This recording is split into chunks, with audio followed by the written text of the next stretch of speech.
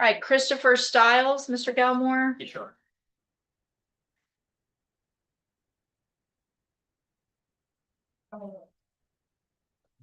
There.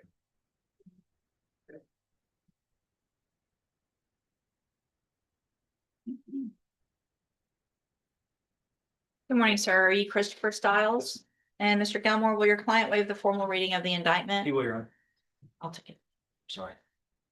Mr. Stiles, in cause number 25, BCCR 0594, you're charged with the state jail felony offense of abandoning or endangering a child from April 28th of 2025.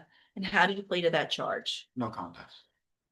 You Judge, either did- under these circumstances, and Mr. Galmore could probably elaborate more, the state's not opposed to a no contest plea. I understand the court's policy on that. Okay, you obviously understand better, and I typically don't allow that, but if the state is unopposed, knowing what my position is, then I'll. A accept it. guilty plea under these circumstances could have some collateral effects that the state's not necessarily intending.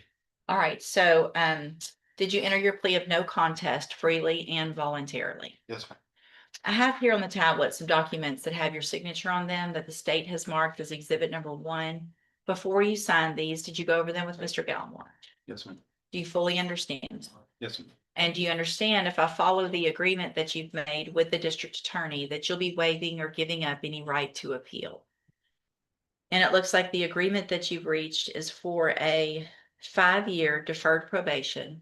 There would be a $500 fine. I see here the agreement for a no contest plea, that there would be only supervised visits allowed with the child victim in the case. And also that the parties agree, if the circumstances allow, and if I approve it, an expunction under section or article 55A or section 55A.101A2 in the expunction statute. Is that your understanding? Yes, ma'am. Do you also understand, if you're not a U.S. citizen, that a plea of guilty or no contest may result in your deportation, exclusion from admission to the country, or denial of naturalization under federal law? Yes, ma'am. State tenders number 1. No objection. It's admitted. Is there any evidence that Mr. Stiles is not competent? No, Your Honor. All right, sir, I'm going to find that you entered your plea of guilty freely and voluntarily. Find that you're mentally competent and you understand the nature and the consequences of that plea. Find sufficient evidence to find you guilty. However, I'm going to reset your case for sentencing so that the probation department can do a pre-sentence report. That'll give me more information about you and your case, and then we'll come back for sentencing later. You need to stop and talk to probation on your way out of the courtroom today, and she's sitting at that desk right over there. All right, we'll see you back at Thank you, Judge. sentencing. Thanks, Judge. Okay, let's see, Mr. Jeffries on Stephen Gomez. Yes.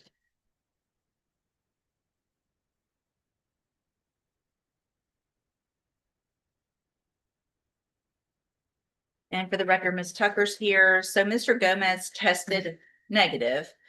There's just, and I don't know what's going on. Obviously, lots of people are on drug patches and not testing positive as often as Mr. Gomez is. I appreciate the hair follicle test, but the only thing I can think, Ms. Tucker, is,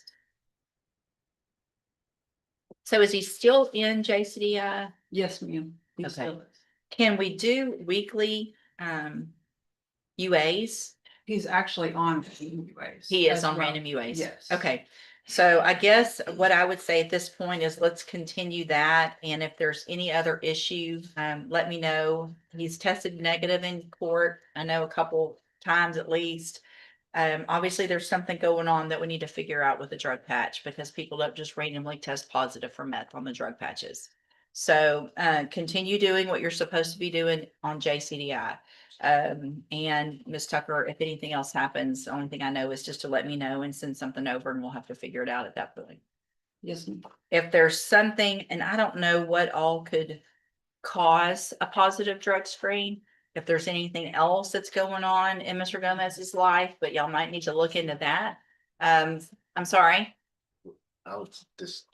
So, if there's something else that could potentially cause that positive, that needs to stop, whatever it is, even if it's not something illegal. I don't know what it could be, but it's time to kind of dig further into lifestyle and what's going on every single thing that is being put into your body needs to be kind of adjusted and discussed with your probation officer so that we know what's going on and why you're testing positive. Okay? We've done all that. Well, I don't need any more. I just work with Miss Tucker because there's something going on. Okay, so I'm not putting you in custody. We're not filing a motion to revoke your probation, but something is going on to cause this. You know, one drug patch that tests positive, I would say, okay, there could be an issue with the patch, but consistent issues, something is happening. Something's in your body that's making it test positive, whether it's illegal meth or some other supplement or food. I don't know. I'm just saying it's time to figure it out. Okay. Yes, All right. You can go. You're, thank you. Thank you. Thank you, Mr. Jeffries.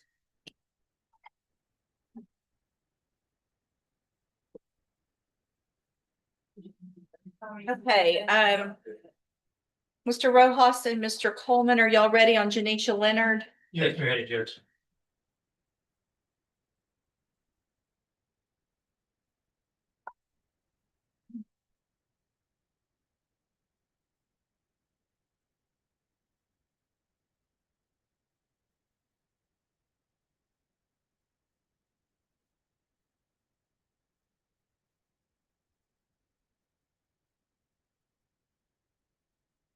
Did I already do any of the sentencing or did I just let you guys kind of know that I was leaning towards probation and that we needed to have?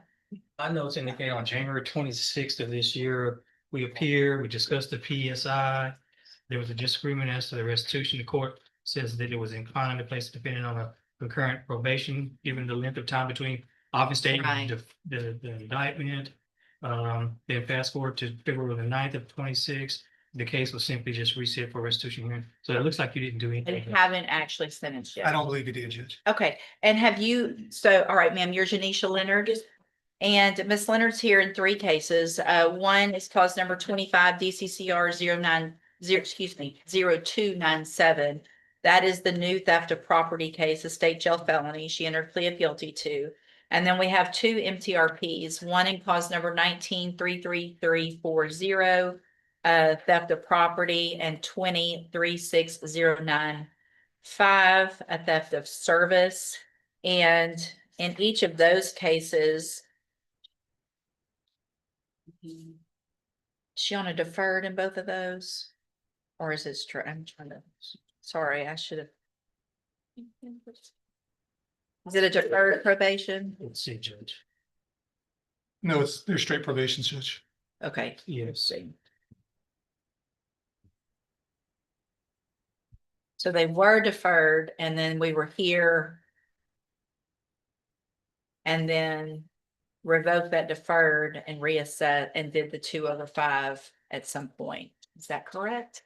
The last information I have in my files is she was on a straight post-conviction probation. I don't know if she initially was on deferred or not. Yeah. I don't okay. know. All right. Yeah. Okay. So, the biggest issue one of the bigger issues that I had when we were here for sentencing, you know, based just on paper and the appearance of this, I don't disagree with Mr. Coleman's assessment of the case, with the criminal history of Miss Leonard with these types of offenses and, which the criminal history is these three cases. There aren't any other cases. And the new offense date was August of 23.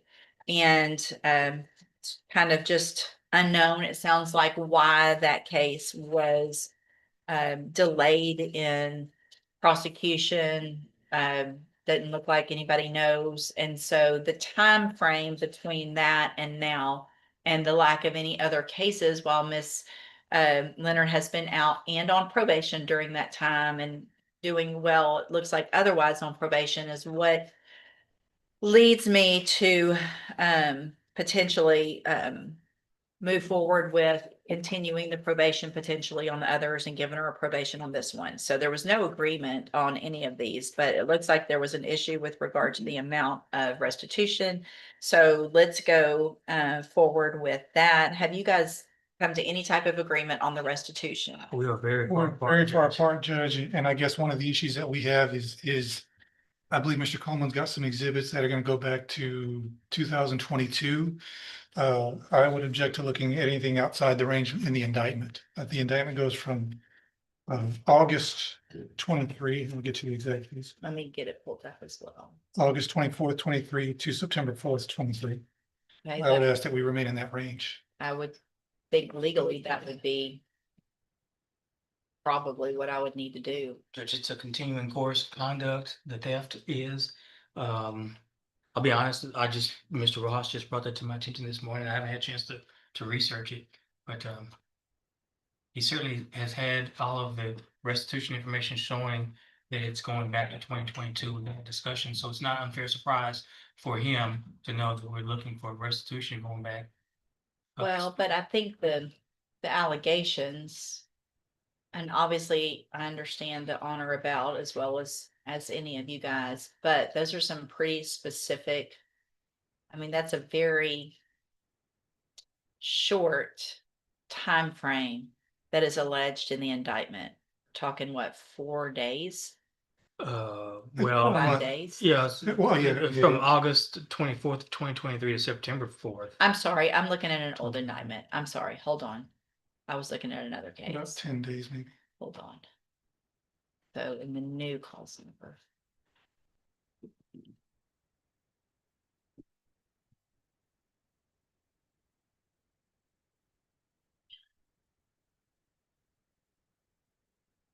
So yeah, this one is.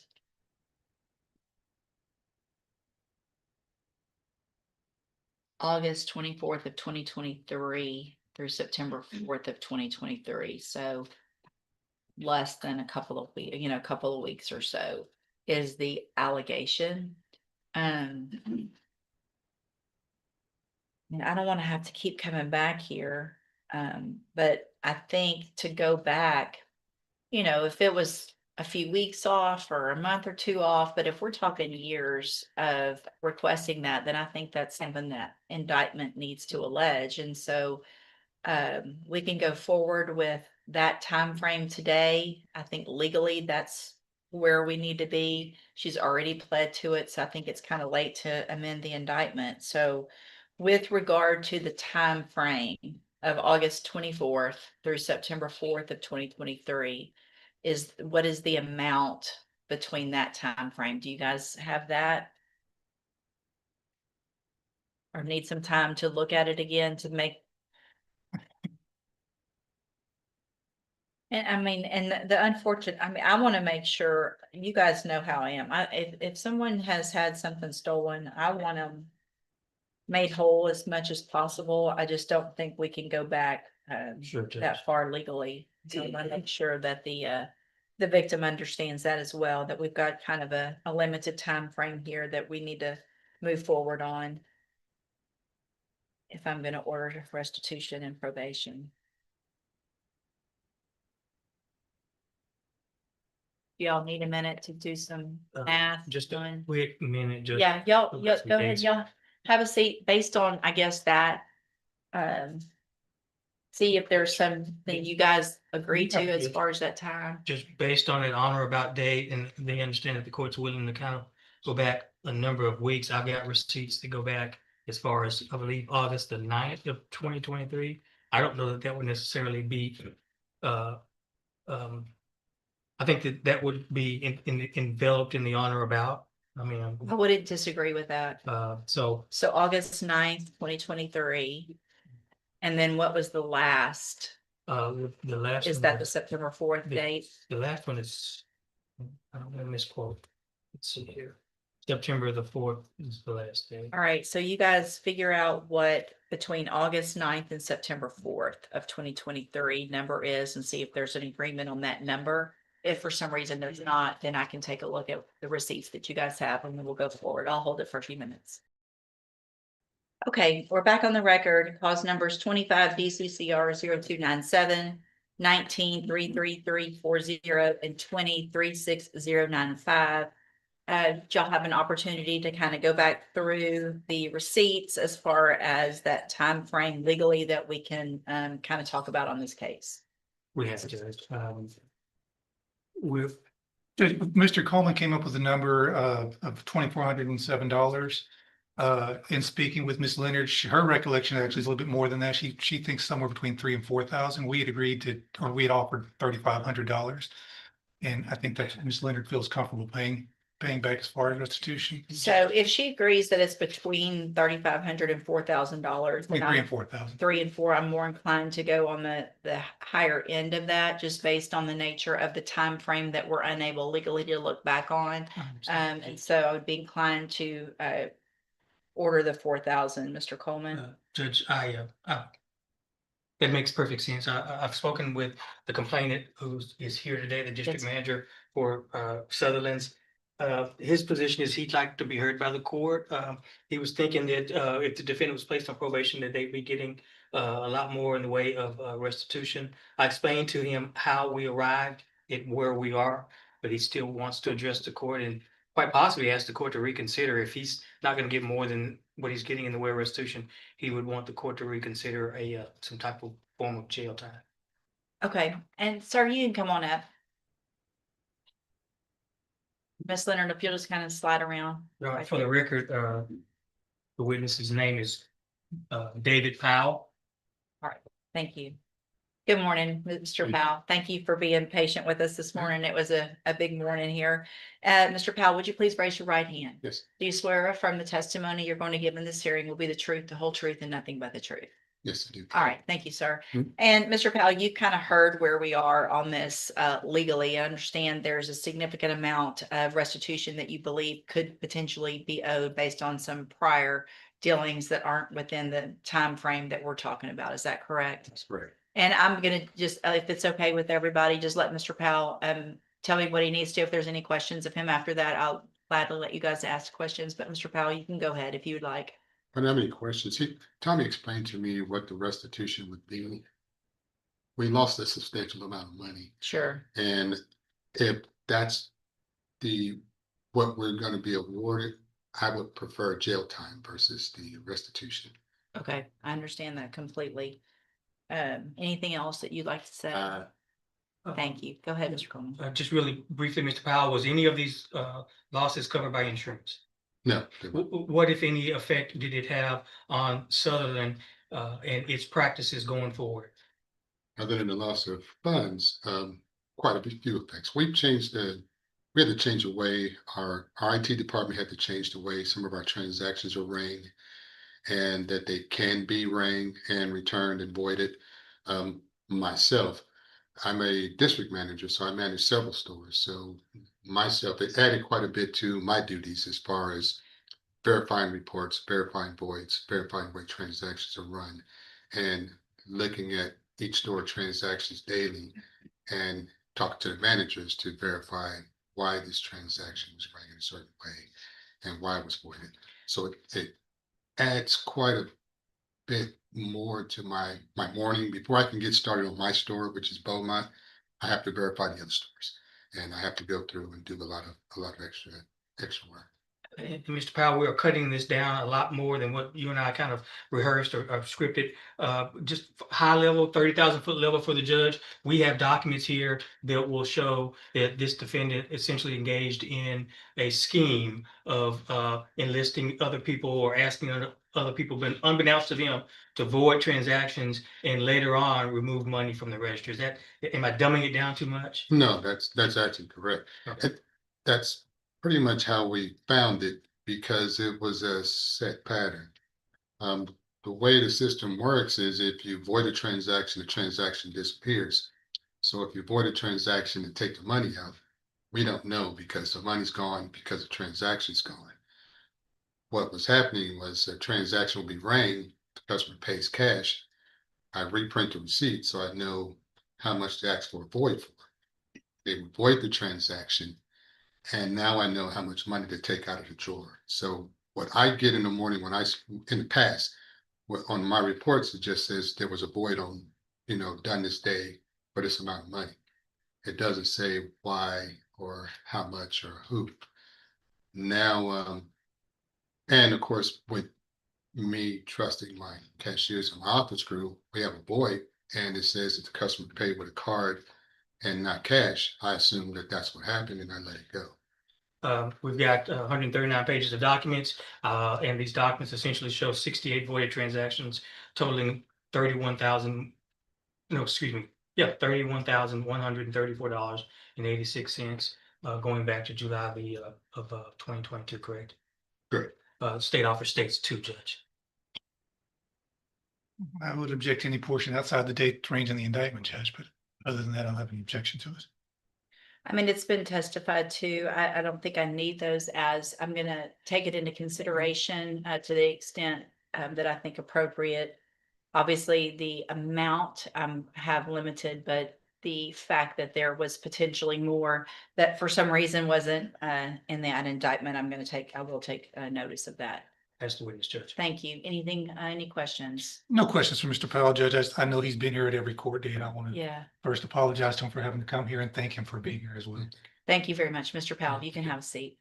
I mentioned earlier, and I think I mentioned it really erroneously, that Miss Leonard had been doing well other than the offenses on probation. It looks like there was issues with community service and lack of doing community service. It looks at only 1 hour of community service had been done.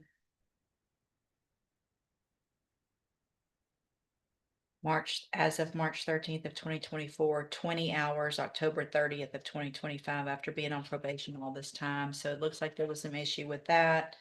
Financial compliance, it says, has been poor. Restitution obligations remain unaddressed, and so she still hasn't paid back the restitution that was owed in the first case to Specs and the second case to Cons. Is that correct? Has she made up any community service hours since She's she put it? done, she's done just 31 overall, 31. 31 hours, yes, ma'am.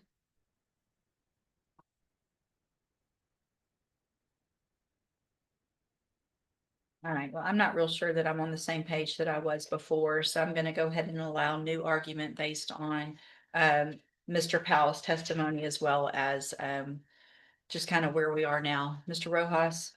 Yeah, Judge, we asked the court to keep her on probation on the two previous cases and grant probation in this new case. As the court's already said, there was a delay in filing the new case. She has not been a perfect probationer, but certainly doesn't appear that she's had any new offenses. In the meantime, she's had a newborn baby. I believe that was one of the reasons the court let her out on bond when we had the bond hearing. You know, since we've been to court and since these new cases have been filed, it appears that she's been staying out of trouble. She's at least able to do that. And as to the not being able to pay the restitution, Judge, I think she's wearing her uniform today. She's working at McDonald's, not making a whole lot of money. So restitution is going to be tough for her, no matter how much it is. So we ask the court to consider all that and go along with the court's previous leanings and keeping her on probation and giving her this new opportunity on the new probation case. Okay, Mr. I'll be brief, Judge. I think the facts speak for themselves. Judge, I'll just direct the court's attention to page 3 of the PSI, the very first paragraph, where the defendant said, "I let a customer walk out of the store with unpaid merchandise, and he paid me instead." Judge, I don't have the words for how that's so understates the 68 voided transactions over a number, over the course of a year or so, Judge, to the tune of $31,000. A theft from Specs, a theft from Cons, and now a theft from Sutherland's. She's a serial employee theft offender, Judge. And I get the court's tendency and leaning to give people second chances and try to recover restitution, but the state's position is, but it always has been, is that this case merits some form of jail time. Just a second, look at one more thing here. And Ms. Core's here today as well. And Ms. Core, do you have anything to add? Judge, just that I got her case back in May.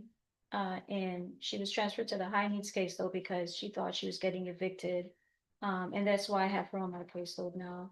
But it's been sort of slow progress with her. Her just doing the community service hours just October after since 2021. She's been on probation. And she has been making some good faith payments, but she hasn't really addressed the restitution yet.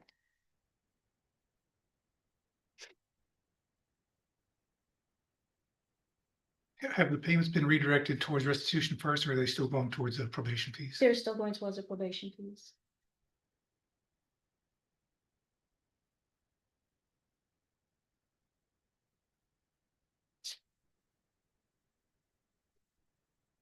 Do you have anything to say, Ms. Leonard? Yes, ma'am. Lot to say, I know we probably don't have that much time, but I'm sorry. I take full accountability for my actions. I wasn't the best person.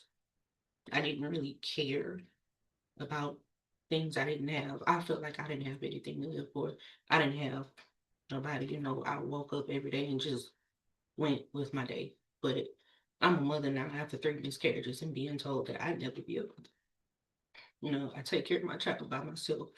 Her dad's not in her life. The only help I have with her is my mom. And my mom's a single mother of 4 herself. So, like if I'm not at work, my daughter's with me. I do everything by myself. Doctor's visits, cardiologist visits because she has heart murmur, dentist visits, I do everything by myself. I'm not that person anymore, I never believed that I had a reason, but I have a purpose now from what I, believe.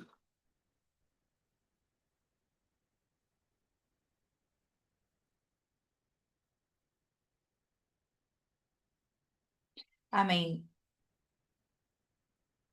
You don't deserve another chance. I appreciate, obviously the change in your life and how that can be very substantial.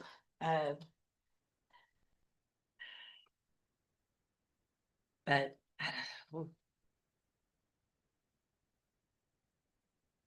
I don't understand. I don't think Mr. Coleman was a part of, obviously, why there was a delay. That still gives me some pause in the case is for whatever reason, this sat somewhere in intake or at the agency. We're not sure which, why this case was delayed, and really basically for that reason. And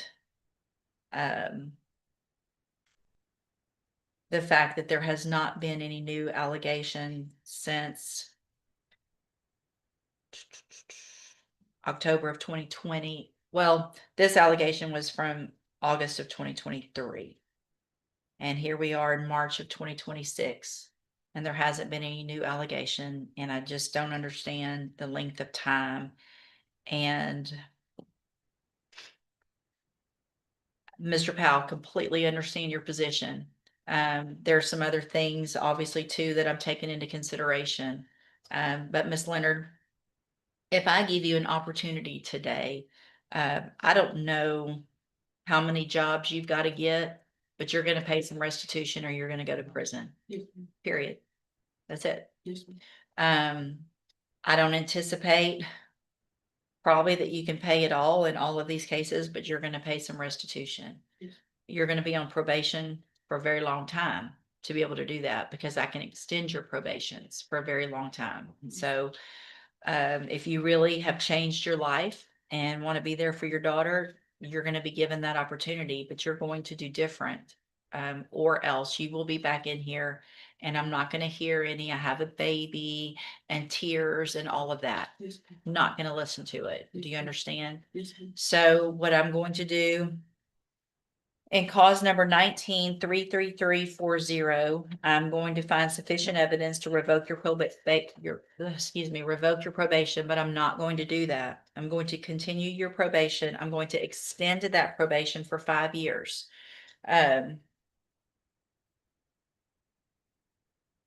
And then I will go through some specific requirements on all of the cases in a minute.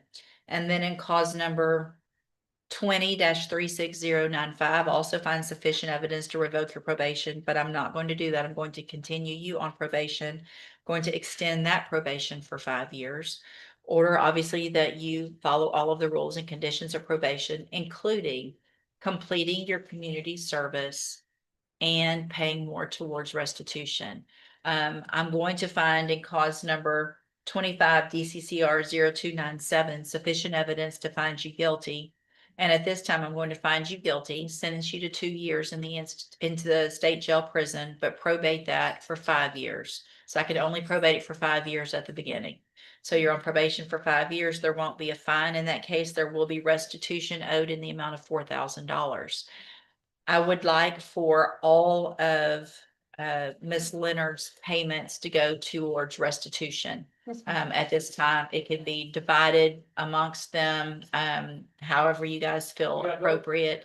But at this point, we need that money going back to the victims. Yes. And so let's do it that way. And then, Ms. Leonard, you're going to remain on the high medium caseload. And also you're going to be under zero tolerance, Yes, ma'am. okay? So there's no more whatever. It doesn't matter. It doesn't matter if you miss an appointment. Obviously, if you commit a new offense, test positive, you don't pay restitution, if whatever it is, doesn't matter to me. One thing means you're back in here and you're looking at those 3 2-year sentences. And they can be stacked because this one was convicted after those other 2. So I think we probably can only stack 2, and which means you could end up with a 4-year sentence instead of a 2-year sentence. And I can assure you that Mr. Coleman will remind me of today. He will remind me of Mr. Powell. I typically don't forget things like this. I don't remember a lot, but when we've gone through this as much as we have, it's never a good thing when I remember you or your name, and I do now. So you don't want to be back here in front of me because you now have 2-year sentences. There's no negotiation on whether or not you get less than that. If you violate, it's 2 years in the state jail on every single case because that's your sentence. And then the only determination that would be made at that time is if I stack it or not. Does that make sense? Yes. All right, these were not agreements, so there are some limited rights to appeal. You can talk to Mr. Rojas about that. I'm handing you the trial court certification. Also handing you a certification regarding your ineligibility to possess a firearm or ammunition. I went over that before, I'm sure, but you were ineligible under Texas law to possess a firearm or ammunition. Possession of a firearm or ammunition could lead to charges against you. If you have any questions about the laws that make you ineligible to possess a firearm or ammunition or about how long that lasts, you can talk with Mr. Rojas. Probation, you need to stop and talk to her. She's going to go over all of that paper work with you. Thank you, Ms. Core. Thank you, Mr. Coleman and Mr. Rojas. And thank you, Mr. Powell.